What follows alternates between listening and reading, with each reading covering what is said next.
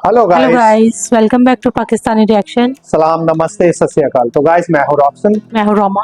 उम्मीद करते हैं आप लोग जहाँ भी होंगे खैरियत से होंगे। अपनी लाइफ को खूब एंजॉय कर रहे होंगे। तो व्यूअर्स, आज की जो वीडियो है वो सजेशन वीडियो है जो कि हमें सजेस्ट की है मनोज बोरो ने।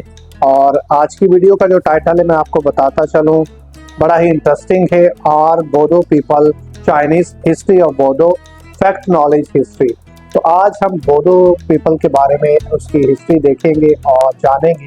आज की जो सजेशन की है मनोज बोरो ने, वो भी बोडो है, तो उनकी ये रिक्वेस्ट थी कि इस वीडियो पे आप रिएक्ट करें, बोडो पीपल के जानो जाति पे रिएक्ट करें। तो आज हम देखते हैं और उसके बाद अपना रिएक्शन आप लोगों के साथ शेयर करते हैं। तो चलिए वीडियो को शुरू करते हैं। वीडियो को शुरू करने से पहले आप लोगों से रिक्वेस्ट है, हमारे चैनल को सब्सक्राइब करें, बेल आइकन को प्रेस करें ताकि हर नए आने वाली वीडियो आप तक पहुंचे। तो चलिए गाइस वीडियो को शुरू करते हैं। Let's start.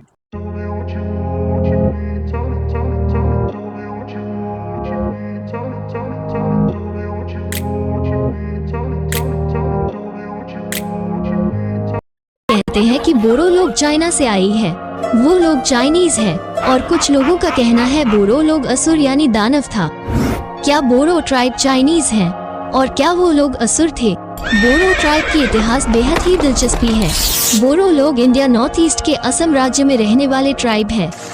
ये प्राचीन काल से ही ब्रह्मपुत्र नदी के किनारे रहकर अपना जीवन व्यतीत करते आ रहे हैं। बोरो ट्राइब असम के अलावा वेस्ट बंगाल, मेघालय, मिजोरम, त्रिपुरा, नागालैंड, अरुणाचल प्रदेश और दूसरे देशों नेपाल, भूटान, बांग्लादेश में अपनी जिंदगी जी रही है।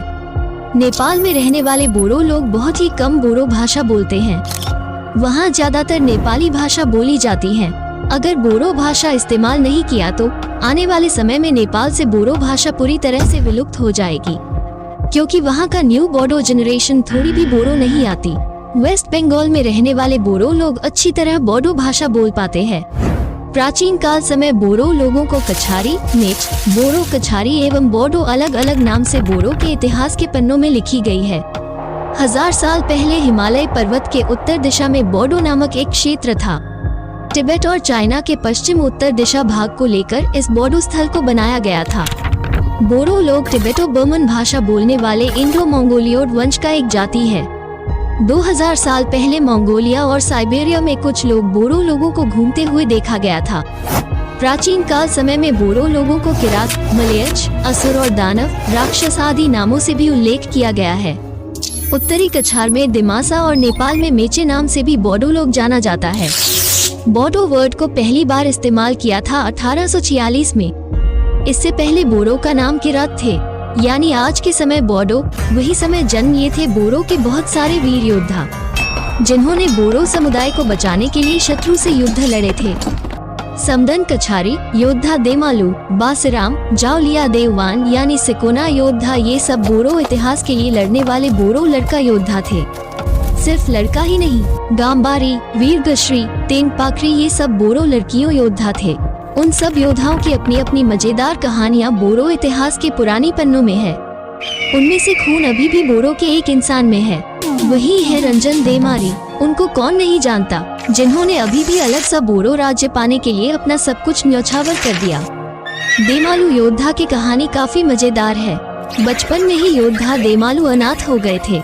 7 साल की उम्र तक उनकी दादी ने उनका पालन पोषण किया था। जब देमालू का पैदा हुए थे तब उसकी उम्र बाकी लोगों की तुलना में तेजी से बढ़ गए थे। बचपन के समय जब वो अपने दोस्तों के साथ जंगल में खेलने गए थे, उसी दौरान उसने बिना अपने हाथों का इस्तेमाल किए एक साथ 2 खूंखार बाघों को मार गिराया था। उसी समय से ही लोग उनको वीर देमालू नाम से पुकारने लगे थे और सच में देमालू बोरो वीर योद्धा बन गए थे। बड़े होते होते देमालू भगवान शिव जी का भक्ति करते रहे। प्राचीन काल से ही बोरो लोगों का धर्म बाथो रहे। बाथों के अंदर यूफोबिया पौधा यानी स्पर्जस प्लांट होते हैं। वो पौधा कैक्टस की तरह होता है, जिनको बोरो लोग मानते हैं कि उसमें नेचुरल सुपर पावर होता है। एक दिन वीर देमालू योद्धा के भक्ति से प्रसन्न होकर भगवान शिव उसके सामने प्रकट हुए और भगवान शिव जी वीर देमालू की ओर अपना हाथ आगे बढ़ाया। भगवान शिव ने देमालू से कहा कि वो उनकी किसी भी एक उंगली को पकड़ के वरदान मांग ले, लेकिन देमालू ने पूरी उंगली पकड़ ली थी। शिव महादेव थोड़ी नाराज थे पर देमालू उनकी बहुत बड़ा भक्त भी थे। भोले बाबा से वरदान मिलने के बाद वीर देमालू और भी बलवान हो गए थे। वरदान के कारण देमालू योद्धा को कोई भी शत्रु युद्ध में हरा नहीं सकते थे। दीमापुर राज्य के गौरव को बनाए रखने के लिए देमालू के अंदर जलती हुई भावना थे। देमालू के पास वरदान में मिली कवच थे। देमालू के पास वरदान में मिले बिजली की तरह दौड़ने की शक्ति थे। योद्धा देमालू को बहुत ऊंचाई तक कूदकर छलांग लगा सकता था और उनको तेजी से हमला भी कर सकता था। एक दिन बहादुर देमालू ने अपनी सेना के साथ बर्मा के राजा को हराया था और जीत के बदले में सफेद हाथी और एक चमकदार हीरा लाए थे। इस हाथी को हिडिंबा की राजधानी दीमापुर ले जाया गया था। कुछ समय बाद योद्धा देमालू को शत्रुओं ने पकड़कर कारागार में डाल दिया गया। एक दिन दुश्मन ने वीर देमालू को एक विशाल हाथी से कुचलकर मारने के लिए छोड़ दिया गया, लेकिन देमालू एक ही समय में 2 हाथियों से लड़ने की क्षमता थी। दुश्मन ने देमालू को मारने के लिए उनकी सौतेली माँ से मदद मांगी। अगर उनको मारने की राज बता दिया तो देमालू की सौतेली माँ को दुश्मन से बहुत सारे धन और सोना मिलने वाली थी। परंतु देमालू की सौतेली माँ को भी पता नहीं था कि देमालू को कैसे मारा जाए, क्योंकि उनको किसी भी बलपूर्वक नहीं मारा जा सकता था। एक दिन देमालू की सौतेली माँ को रहस्य पता चली। एक गर्मी की रात थी जब आकाश में पूरा चांद चमक रहा था, ऊपर नीले क्षितिज में मंडरा रहा था। उसी समय वीर देमालू नींद और थकान से कारागार के अंदर सो रहे थे। तब उनकी सौतेली माँ के साथ शत्रुओं ने देमालू के कानों में गर्म सीसा डाला गया और उनके पूरे शरीर में भी पिघला हुआ सीसा डाल दी। उसी समय बोरो की वीर योद्धा देमालू की तड़प तड़प कर मृत्यु हो गई, पर उसने ठीक मरने से पहले पूरी बोरो प्रजा को ही श्राप दे दिया कि आज से बोरो वंश में कोई भी योद्धा जन्म नहीं होगा। बोरो की सब कुछ शत्रुओं द्वारा छीन लिया जाएगा। भविष्य में कभी भी बोरो लोग सफल नहीं होंगे। आज भी वीर योद्धा देमालू की यह श्राप बोरो लोगों की यादें में है। आज उसकी मूर्ति के नीचे बोरो लोग पूजा करते हैं ताकि उसका श्राप समाप्त हो जाए। बोरो लोग उस महान योद्धा को जोहलाव देमालू नाम से आज पुकारते हैं। उनकी सबसे बड़ी मूर्ति कोकराझार शहर के कारेगांव में है। वैसे बोरो की एक मशहूर इलाका पर्वत जोरा को कौन नहीं जानता, जिन इलाका के अंदर गुरुदेव कालीचरण ब्रह्मोस जन्म लिए थे। ज्यादातर बोरो की एनडीएफबी युद्ध पर्वत जोरा इलाके पर भी हुए थे। पहले समय पर्वत जोरा इलाके बहुत सारे कीमती पेड़ पौधे से भरा हुआ जंगल था। वहाँ पर अलग अलग आवाज के पशु पक्षी भी देखने को मिलती थे। कुछ बहुत सारे गांव और जगह को एक साथ नाम रखा गया था पर्वत जोरा। आप लोग इस मैप के द्वारा कुछ गांवों देख सकते हैं और वो जगह काफी सारे फूलों की गंध से भरे थे। जंगल बहुत घने और जंगली सब्जियों की कमी नहीं थे। उस पर्वत जोरा जगह की एक पुरानी गाना भी बने थे, लेकिन दुर्भाग्य से आज धीरे धीरे पर्वत जोरा की सुंदरता घट रही है।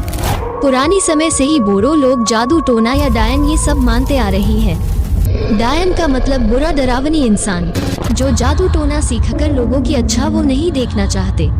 ये सब बोडो गांव में होता आया, जिसको बोला जाता है डायन। लेकिन जो लोग साइंस को मानते हैं वो लोग ऐसे कुछ नहीं मानता, लेकिन रात्रि के समय निकालते हैं।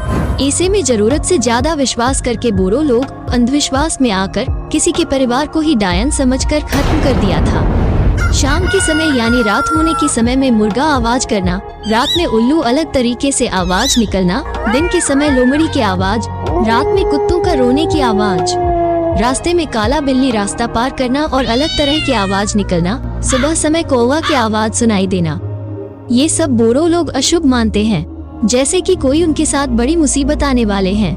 लेकिन आज साइंस युग में ये सब कम होते गए। नॉर्थ ईस्ट के सबसे प्राचीन निवासी लोग बोरो कछारी थे। वहाँ कदम रखते ही बोरो कछारी लोग खेती करना शुरू कर दिया था।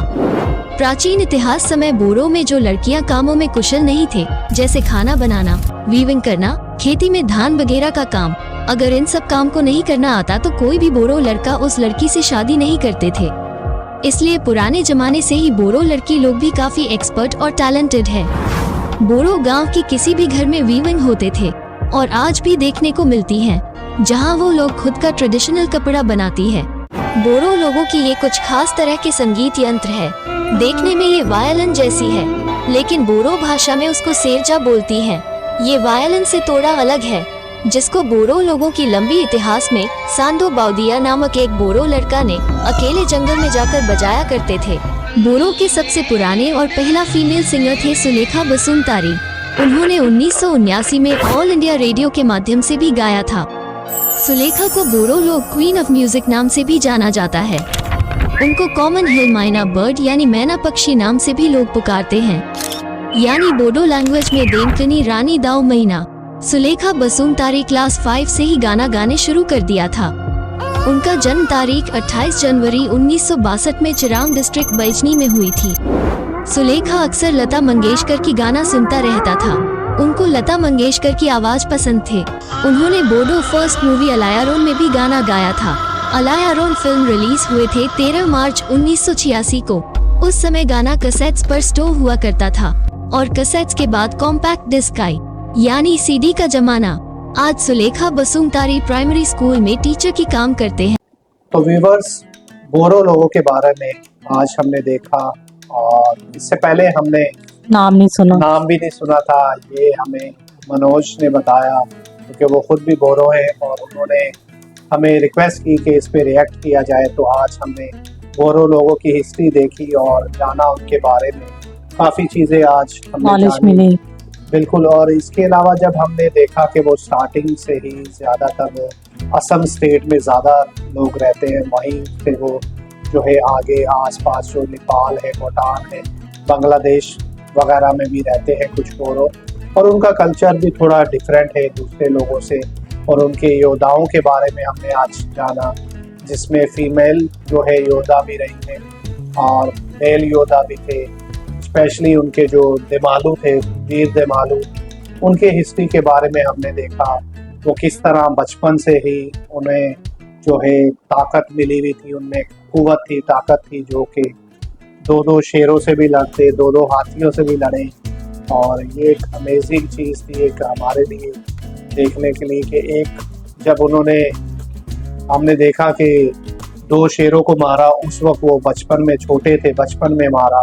तो काफ़ी हैरानकुन बात है कि इस तरह एक बच्चा जब छोटा हो और इस तरह बड़ी जानवर जो कि बहुत ज्यादा ताकतवर है शेर तो। बिल्कुल, और उसको मारना तो काफ़ी अमेजिंग और हैरानकुन है।